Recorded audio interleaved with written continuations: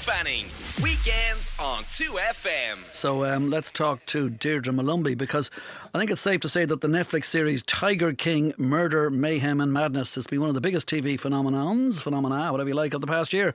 From Joe Exotic and Carol Baskin to Doc Antle and Jeff Lowe, the characters from the documentary are still hitting headlines 12 months after its initial release. Now, the filmmaker Louis Theroux, he first visited Joe Exotic 10 years ago for the documentary America's Most Dangerous Pets. And during the week, a follow-up documentary was aired on BBC Two called Shooting Joe Exotic, where Louis returned to Oklahoma to chat with the now convicted felon Joe Exotic. Deirdre Malumbi, as I say, Senior Content Executive at Entertainment.ie, and she's on the line now to chat about what all these characters have been up to since Tiger King aired a year ago. Is she on external one or a phone? She's on external one. Hello there, Deirdre, how you doing? Oh, it's a phone, is it? Hello there. Oh, it's on two. Oh, gosh. Okay. Hello? There you are, Deirdre. Finally got you. Sorry. Yeah. Okay. Now, tell me, give us a reminder of what the Tiger King series is all about, first of all.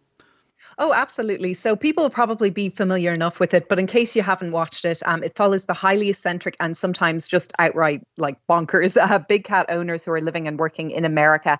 And the standout among them all is, of course, Joe Exotic. I think that everybody well knows that name by now. But I think that what was such a big selling point for the show was Joe's personality. He's quite volatile. He's very full of bravado, but he's also kind of a bit naive. And yet he's wildly charismatic as well. And I thought it was interesting that Tiger King captured that. But then Louis Theroux's recent documentary as well kind of again showed how Louis Theroux, like, he was kind of baffled by Joe, but also kind of fascinated toward and kind of attracted towards him as well. And he kind of talks about feeling so protective towards Joe, how ultimately he kind of acts like this big kid and really fragile. And I think that that was part of the attraction as well. But he wasn't the only big personality to come out of this. I think that Carol Baskin is kind of the other big name, I think, to come out of Tiger King. In the series, she's depicted as quite exploitative, and it's very heavily implied that she had something to do with the disappearance of her husband, although of course Louis Theroux's recent documentary kind of went about showing stuff from Carol's point of view and kind of redressing some of those stereotypes. But this show was absolutely huge when it debuted in March of last year, and I think that a major reason for that was it was just the type of escapism and total like disconnect from reality that viewers needed, because this would have been in the throes of the first major lockdown during the pandemic. So people didn't want anything kind of heavy. They just wanted, you know, the craziness that comes with reality series, I suppose. Well, I never saw Louis' original one 10 years ago, and I never saw the one this week either. I did see the whole series, though, on the television, that I don't think I really that pushed about necessarily following up on stuff. But now that you're here, I actually would like to know what's going on. So let's take a look at what's going on here, because does the new documentary share anything new about Joe Exotic that we didn't know before? Not necessarily about Joe Exotic. I mean, what's kind of interesting about it is that it cuts between footage from, 2011 when Louis kind of originally visited him, and kind of he compares that to the phenomenon that Tiger King kind of became, and he tries to fill in some of the gaps. So, for example, he talks to Carol Baskin, like I mentioned. He kind of gets her perspective on it. He talks to the Free Joe Exotic campaign team, who would have been, looking to get a pardon from the then President Donald Trump. Of course, they weren't ultimately successful. And then it also kind of interviews some of Joe Exotic's family members who would have filled in some of the gaps regarding like Joe Exotic's upbringing. So they kind of talk about him as being quite deceptive and quite greedy and being very kind of money swindling in his ways. So I just thought that it was an interesting kind of counterpoint and comparison to Tiger King. It's very much kind of trying to be a BBC, professional product, as opposed to the sensationalist, arguably perhaps like somewhat irresponsible approach of Netflix. And it kind of challenges the viewer in the way that, through Tiger King, a number of viewers ended up like heroicizing Joe Exotic and really vilifying Carol Baskin. So again, I just thought that it was really kind of interesting in that way. And I have to say fair play to Carol Baskin, especially for being involved with it, because after what Tiger King kind of did to her life and everything, and we see kind of the social media abuses through Louis Theroux's documentary as well, to be able to trust someone with her perspective, I thought was very fair play on her behalf. Did she see this, do you think, as a chance to tell her side of the story and to sort of make it a little bit better than the way she exposed herself in the thing that I saw in the full series? Oh, absolutely. And I mean, it does kind of, because we would have read, anybody who's been kind of following the news, like in the year since, had their Tiger King, like Google News Alert or anything, they'd probably have a good idea of the fact that GW Zoo, which was Joe Exotic Zoo, it went into ownership first to Jeff Lowe, and then ultimately a court decided that it would go to Carol Baskin. So we also see kind of what happened there. And Carol Baskin, when she got it from Jeff Lowe, it's shown how GW Zoo has been kind of totally trashed and there's graffiti everywhere. And she kind of accuses Jeff Lowe and his team of having done this to the zoo, although they like deny it. So it's just kind of interesting in terms of, again, just seeing it from like her perspective. And I thought that was like really kind of, it's nice to see a kind of more clinical and maybe slightly somber, as opposed to this like hyper energetic, comical and very sensationalized approach. Right, so it's BBC, so it's not sensationalist, I suppose. Yeah. So for Ciara King, who does the programme before us here, who's never seen it, and I was told to make sure that I mention all the stuff. Let's just go to the other people. Where are the Tiger King personalities now? What have they been up to since the series aired? You mentioned Jeff Lowe. Oh, absolutely. So, I mean, what's interesting is that a lot of the personalities involved in Tiger King have gotten into a myriad of legal troubles. And I mean, it kind of makes sense because with this spotlight and this newfound celebrity, it also would have brought their crimes, which we would have seen in the Tiger King documentary series, into light. So Jeff Lowe, who people might have seen in the show, he was kind of originally friends with Joe Exotic, and then their relationship turned sour. Like I said, he actually purchased Joe's zoo in 2016, but ultimately he was ordered to vacate the park very recently, actually only in May of last year, and he had to remove all his animals from the property, and Carol Baskin then inherited it. Him and Lauren Lowe, his wife, were hoping to open a new zoo in California, but they ultimately lost their license to exhibit wild animals. And my understanding is that the latest is that last December, the Department of Justice filed a motion for a temporary restraining order requiring that they comply with the Animal Welfare Act, which means they had to give up all their cubs under 1 year of age, as well as their mothers, to sanctuaries. And I think that that's also reflective of how in Tiger King we would have seen them very much, both of their involvement with exploiting the cubs in particular. Well, absolutely frightening stuff. But I mean, there's an awful lot of crazy stuff goes down. Like, I mean, I don't know why people ever need those massive big guns that they always buy in the shops over there and just can walk in and do it. But like, there's an awful lot of guns in the series that I saw, and one of them is one of the big ones where it just shoots off his frustrations into this big lake or into this river. It's just unbelievable. And then there's cats attacks, and one of the interview subjects is interviewed topless for no reason. Someone gets their arm ripped off. A young man accidentally shoots himself in the head, which is really weird, the whole thing. So Carol Baskin, she's the other side of all of this. Tell me where we see her now in this situation.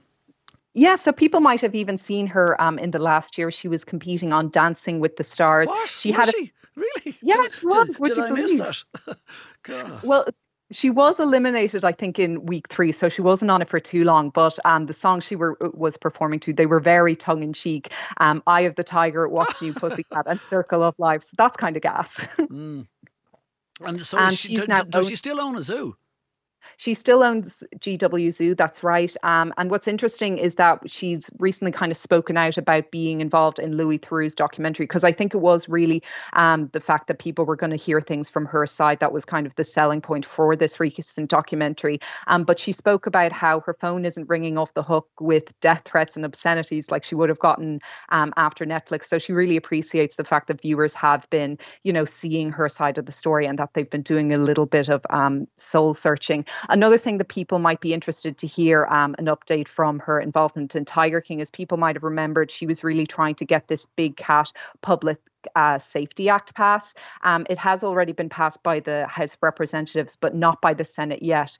And it's believed that it's because of the current pandemic that it hasn't really been prioritized. But apparently many of its advocates have expressed hope that it will be passed later this year, which is really nice and really important because, she is such an animal rights activist. That's always been kind of her priority. By the way, Joe's in jail, right? That's right. Yeah, yeah. So he is still serving his 22 years in federal prison, which was a sentence he received in January 2019. It was reported in recent weeks that he's currently being housed at the Federal Medical Center in Texas due to a blood immune disorder, and his legal team have kind of expressed a bit of concern that that he isn't receiving adequate care. So that's kind of the latest on him. But as well as responding to all this fan mail, which they talked about in the Louis Theroux documentary, he's been keeping busy. He is planning to publish a memoir, apparently, titled Tiger King, the Official Tell-All Memoir. So that'll be out this November. He's also hired a new legal team, so he's pushing for a new trial. And then on the whole subject matter of his husbands, because people would have remembered he went through a lot of them during the series, he did end up splitting from Dylan Passage, who was his fifth husband, last March. So that's the latest for Joe's romances. Okay. And was Dylan on this programme? Dylan was on it as well, yeah, and so was his ex, John Finlay, who has since gotten those infamous teeth of his, because they were like all crooked and stuff, fixed, and he is now married to a woman named Stormy Sanders. So they've all kind of, moved on from Tiger King and stuff as well. What about Doc Antle? Oh, yeah, Doc Antle. So to give people a little refresher of him, he was the personality that had a bunch of wives, and he had this tendency to have all these scantily clad women working in his big cat shows. But last year, he was indicted and charged with 1 felony count of wildlife trafficking, 1 felony count of conspiracy to wildlife traffic, and 13 additional misdemeanor charges by the Animal Law Unit of the Virginia Attorney General's office. So again, a lot of these kind of updates are to do with them getting in trouble with the law. And that's fairly understandable. Having seen Tiger King, there was definitely a lot of iffy stuff going on there. And Tim Stark, who was another subject of the documentary, he was the interview subject who people would have seen, like he always had that like little monkey like in his lap or hanging around. He also got into legal trouble just this week. In fact, he was handed down a court ruling that now forbids him from acquiring, owning and exhibiting any exotic or native animals. And as well as that, he's been ordered to return all the money he misappropriated from his now defunct non-profit Wildlife in Need, because apparently he was using the non-profit assets for his personal expenses, which allegedly included this failed venture with Jeff Lowe in Oklahoma, in which they were transporting a number of animals across state line. And apparently it resulted in the deaths of a number of those animals. So yeah, weird stuff indeed. I mean, like as you say, he's split now from his fifth husband, Joe Exotic has, that's Dylan Passage, and his ex-husband, John Finlay, got his teeth fixed and is now married to Stormy Sanders. People are, I mean, seriously, okay, maybe it was the COVID story, I don't know. Anyway, what's up next for the Tiger King phenomenon? Is there a feature-length film, anything in the works like that besides somebody writing a book? There are a few kind of scripted series that are in the works, actually, a few separate projects. This one I'm particularly excited about because there's one that's going to see Nick Cage taking on the part of Joe Exotic, and I just think he is going to be perfect in that role. He's just so like off the walls mad himself. Yeah. I think he'll really be able to capture that. Now, that project is still very much in early stages, so it doesn't have a release date yet or anything, but it will be available on Amazon Prime. So if people want to subscribe to that, they might Hold on a second. Wait a second. This is real. Nicolas Cage is going to play Joe Exotic and it's going to be on Amazon Prime.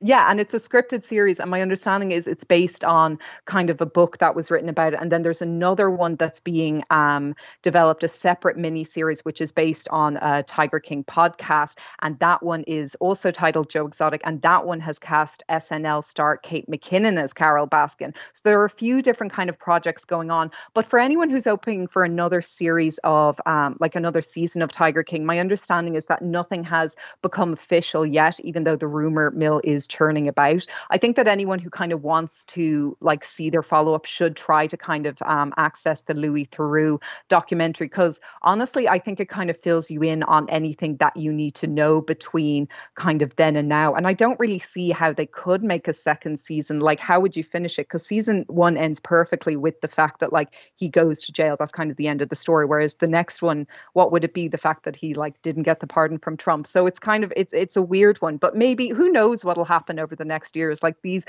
guys have such like dramatic lives that in the next year or two there could be all these other news stories about them and enough material there for another season. Who knows? Well, the world, what is it? Mad. Okay, Deirdre Malumbi of Entertainment.ie. Deirdre, thanks a million for being with us on the programme today. Dave Fanning. Weekends on 2FM.